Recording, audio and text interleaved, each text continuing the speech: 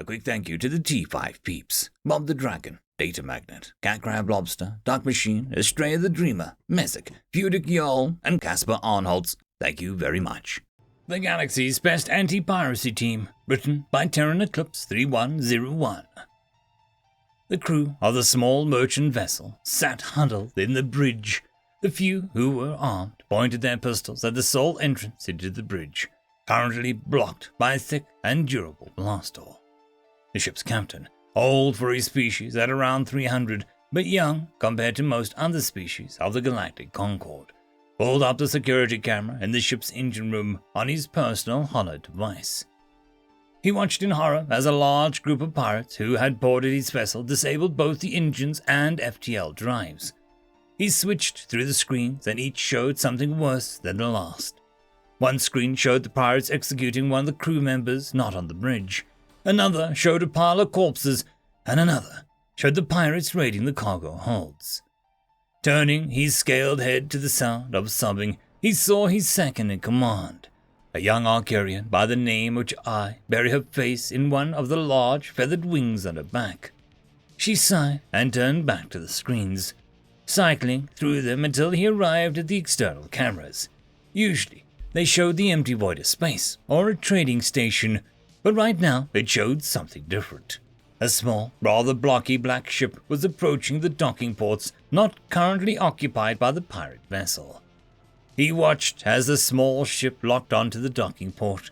An alert popped up on the central console of the bridge. It was a message, but not in the covert and discreet one sent by the incoming anti-piracy forces. It was 3 words. "How are you doing?" The captain stared at the message, his face contorting and twisting as he reread the message over and over. He did a quick scan of the ship which the message came from. It matched nothing on the Concord's database. It didn't have an active serial code. Just who had willingly docked to his vessel when it was clear that it was under pirate attack? Another alert sounded. An airlock had been forced open. Could the small ship be more pirates? Once he cycled through the ship's cameras, finally arriving at the one in the corridor where the alert had originated from. What it showed confused him. 2 figures, one Arcurian, tall even for the already large avians, and one much smaller creature, only coming up to the thigh of the avian. They both wore sleek, black armor of some kind. The much smaller creature had 2 cannons of a sort fixed to its opposite shoulders, along with a weapon in its hands. Talons? The captain couldn't make out what they were. The Arcurian, despite being much larger, had no shoulder cannons, just a rather large rifle. A group of 6 pirates walked into view. They had their weapons raised at the 2 black figures. The captain pitied the brave yet clearly suicidal duo. He unmuted the screen and began listening in. The pirates all yelling in a variety of languages, which his universal translator struggled to keep up with. All the while the 2 just stood there, silent and motionless. That was until the Arcurian motioned with his head to a small creature next to it. The tiny creature nodded and rolled its shoulders. What happened next shocked the captain. The tiny, unassuming thing had dashed forward and crossed the distance between itself and the pirates in the blink of an eye, leaping into the air and reaching out with its 2 arms, grabbing one pirate's armored collar with one and drawing a knife with the other. The pirate fell to the floor, the knife being buried to the hilt in one of the pirate's 4 eyes. The other pirates raised their weapons and began firing. The tiny figure just sat there as plasma shots of various colors struck its armor. The captain could swear the thing was laughing.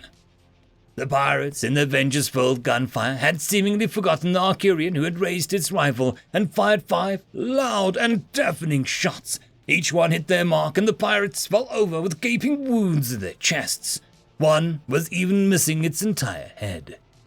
The small figure turned back to look at the Arcurian, who shrugged its wings and walked past the camera and out of sight, followed by the small figure after taking its knife from the pirate's skull. The captain switched the camera view again and again, following the duo's progress and watching it all at their combat prowess. The small one moved unbelievably fast and seemed to have incredible strength. The Arcurian had the accuracy of a marksman drone, never seeming to miss as the large rifle spat out thunderous bangs and what could only be projectiles. Eventually, the duo reached the cargo stores. A group of pirates were awaiting them. The second they walked into the store, they were lit up by plasma fire.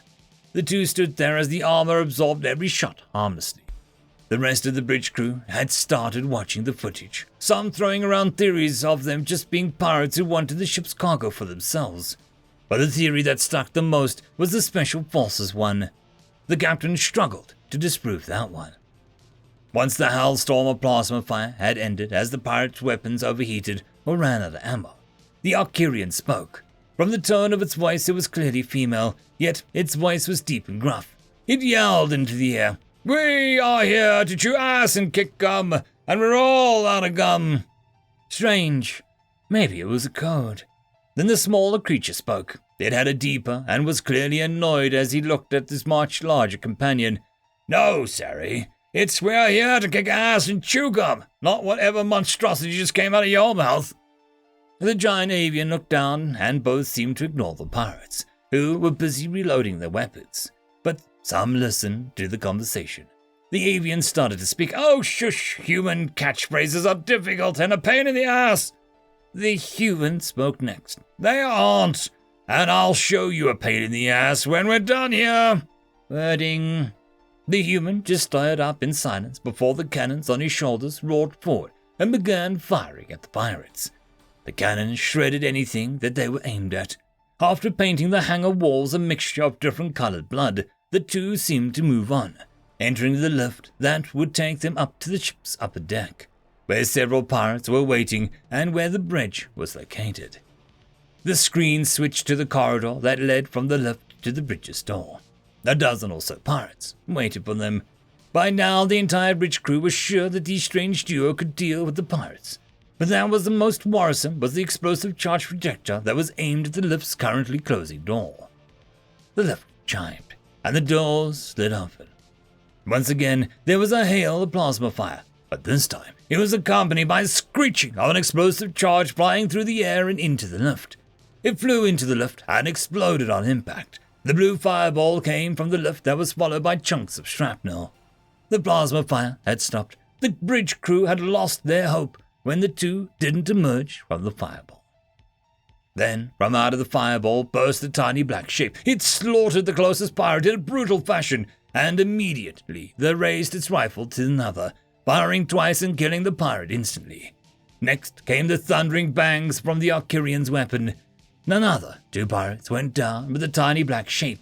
Now clearly the human dived onto a pirate and began ripping the damn man apart. The Arcurian fired again, killing most of the remaining pirates as the last one crawled away in fear. The pirate was another Arcurian with dirty green feathers. The human approached it and spoke whilst placing his small hands on the avian's skull. He spoke. "Rocket launcher, huh? What are you, a wuss?" And continued by crushing the pirate's skull with his hands. The Arcurian marched on by and stood in front of the bridge's barricaded door. She turned back to the human, who was busy wiping his hands clean of brain matter on the pirate's shirt, and cleared her throat. "Oi, short ass, you mind opening this up for me?" The human snapped his head from his hands and stood up straight, marching over to the avian and pointing a finger up at her. "I am not short, you giant chicken." His voice was laced with venom as he spoke. Despite this, the much larger avian chuckled and tapped the door with a wing. "You can't intimidate me. Now be a good boy and open the door." The human groaned and crouched down, gripping the door, and he grunted and slowly stood, pulling the blast shielding up and out of the way. It eventually retreated back into the ceiling. With the blast shielding gone, it revealed a sliding door. He gripped it again and pulled it open. The captain and his crew all slowly stood up. The Arcurian was even taller in person, and the human waved his rifle over the room, only for the avian to wrap a hand around its barrel and push it down gently. She scanned the room and spoke. "Please forgive this trigger-happy monkey. He's new to the business. Your vessel has been cleared of pirate forces, and the Galactic Concord corvette is inbound to our location. Payment is not required for our services, and we both sincerely hope that we don't see you again." The Arcurian's attitude had completely changed from patronizing and cheeky to serious and businesslike. The two left the room, and the bridge's door closed behind them. Simulation over. The two simulator pods opened. Inside each was a human and an Arcurian wearing a headset connected with various wires. They both staggered out of their pods and pulled their headset from their heads. They both looked at each other. The next time you call me short, simulation or not, I'll throw you out of an airlock, the human said as he wiped his brow. It's not my fault you're so easy to tease. An alert chimed out. The two looked over. A freighter was under piracy attack. Another day, another job. You ready? Yep. Activate the FTL drives. Let's put the simulator to good use. End of story. And that, my friends, concludes this video. I hope that you enjoyed, and if you do, please consider supporting the author, even by popping over and leaving a thumbs up or a nice comment, just to show your appreciation for the story. However, if you wish to support this channel, there are links down below which will help immensely. I will see you all in the next one, and until then, I hope that you have a fantastic day. Cheers.